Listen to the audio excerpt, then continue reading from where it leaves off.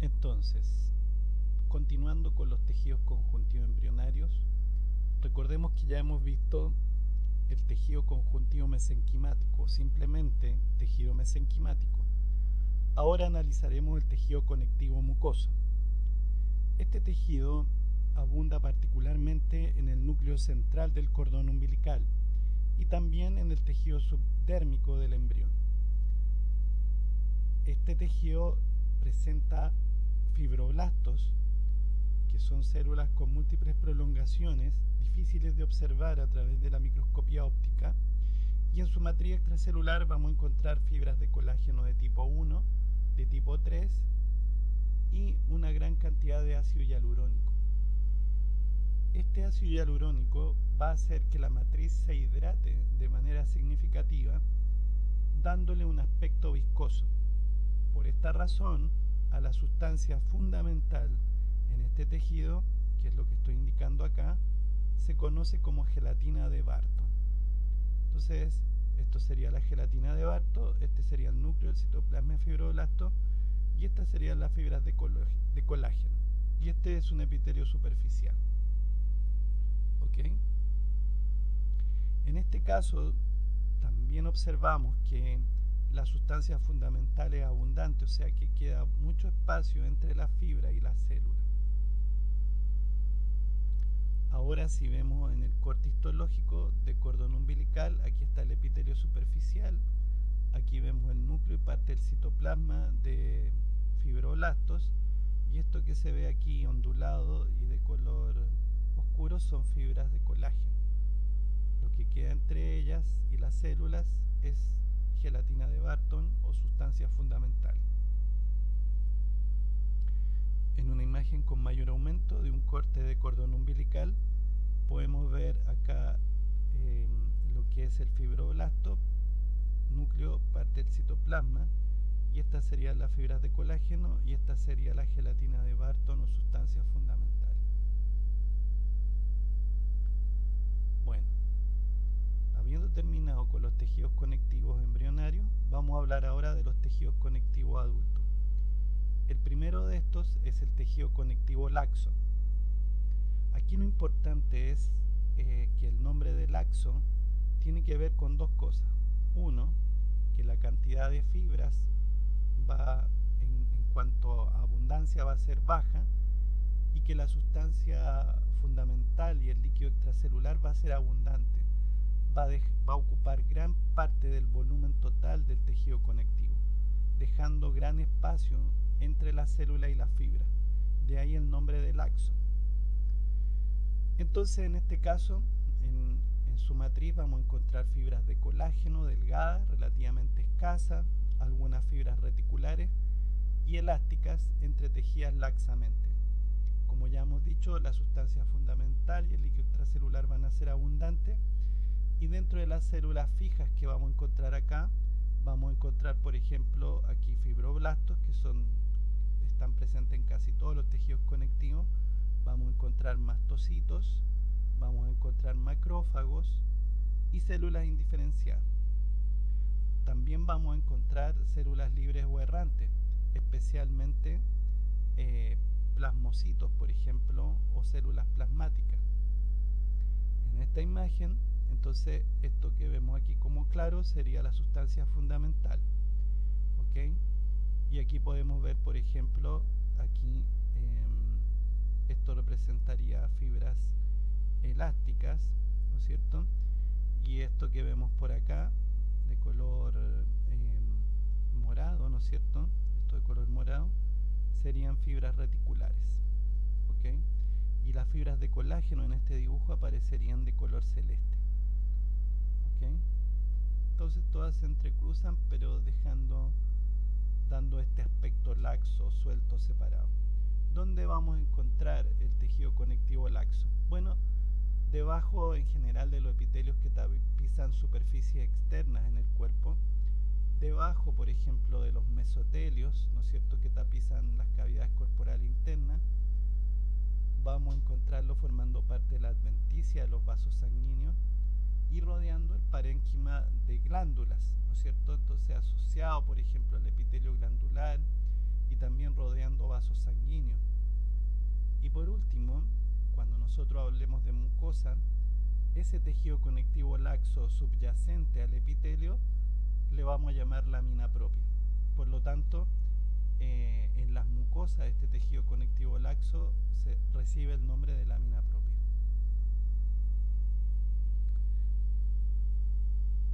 Bueno, dentro de las células fijas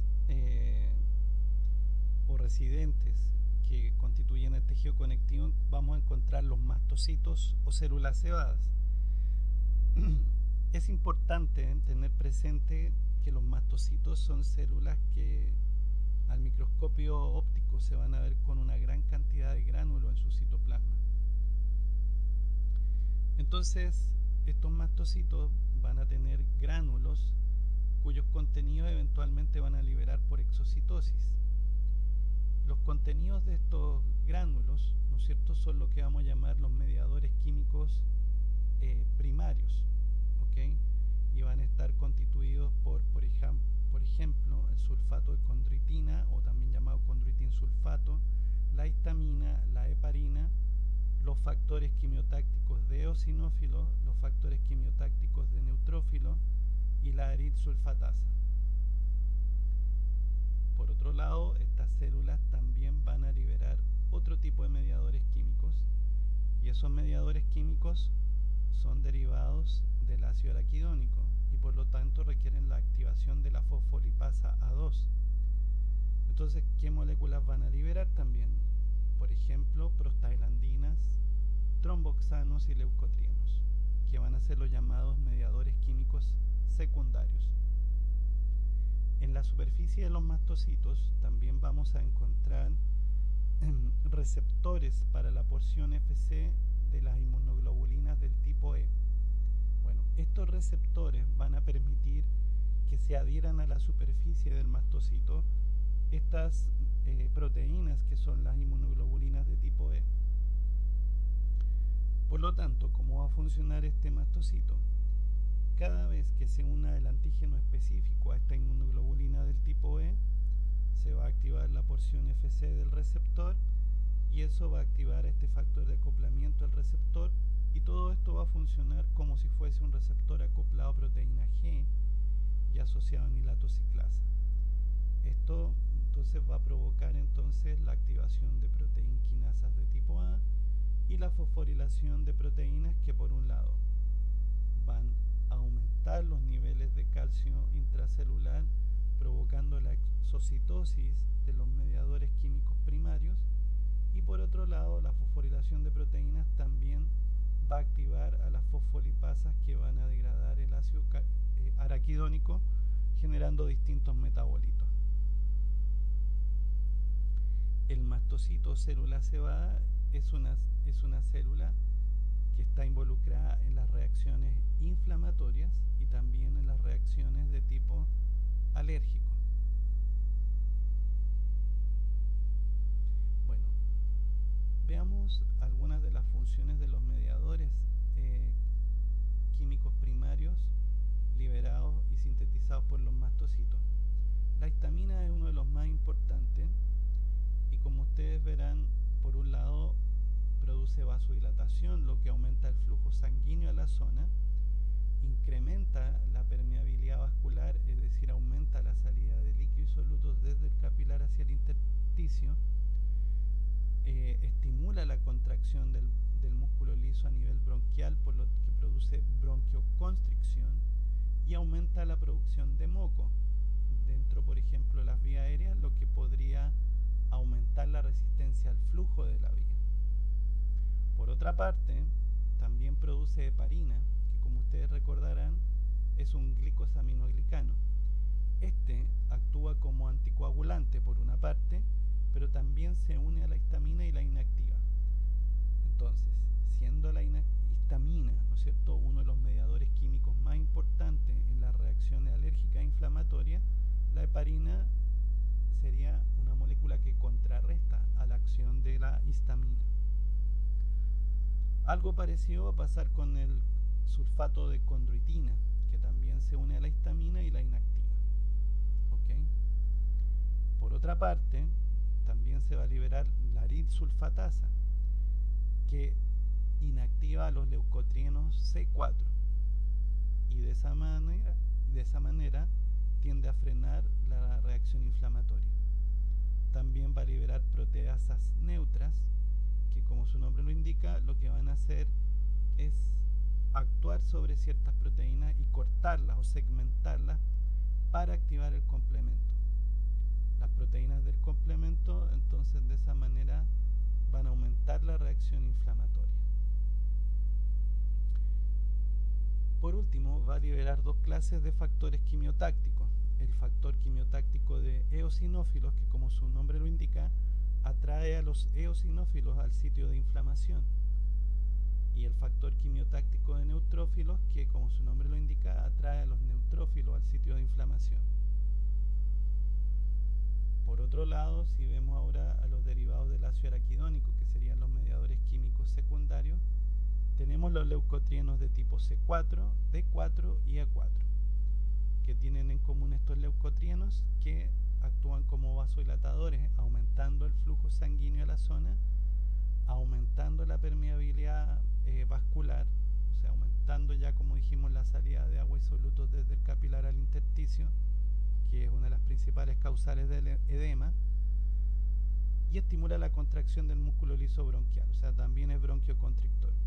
Por otro lado, las prostaglandinas D2 causan la contracción del músculo liso bronquial, aumentan la secreción de moco y producen vasoconstricción. Por otro lado, el tromboxano A2 causa agregación plaquetaria y vasoconstricción. Las bradiquininas o bradicininas aumentan la permeabilidad vascular y originan también sensaciones de dolor.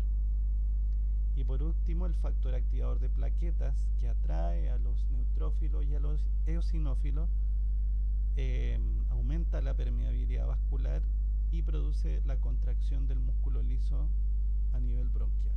En esta imagen vemos un corte que nos muestra tejido conectivo laxo o tejido conectivo areolar, que es el otro nombre por el cual se lo conoce, y aquí vemos algunas células características como una gran cantidad de fibroblastos. Ahí vemos los núcleos, los citoplasmas de los fibroblastos. Aquí vemos mastocitos, el núcleo del citoplasma de los mastocitos en distintas zonas.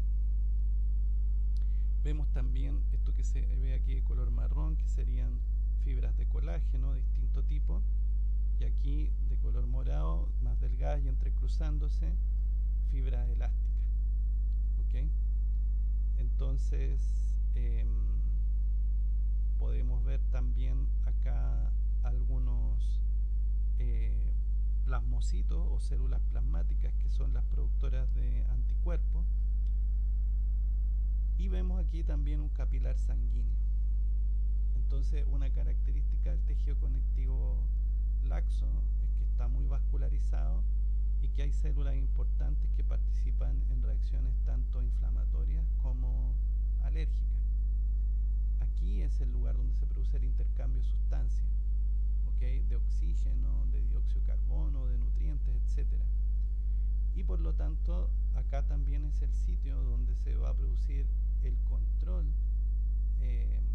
sobre potenciales patógenos que hayan atravesado la primera barrera, que sería la epitelial. ¿Okay? Entonces aquí es donde van a ocurrir las reacciones inflamatorias y también alérgicas. Recordemos que la reacción inflamatoria forma parte de los mecanismos de defensa básicos o inespecíficos. Bien, en esta imagen vemos un corte histológico de piel de ratón que fue sometido a un daño, a una herida cortopunzante, y vemos el proceso de reparación. Aquí ya se reparó la dermis, y donde antes se había producido la lesión fue todo eso rellenado por tejido conectivo laxo.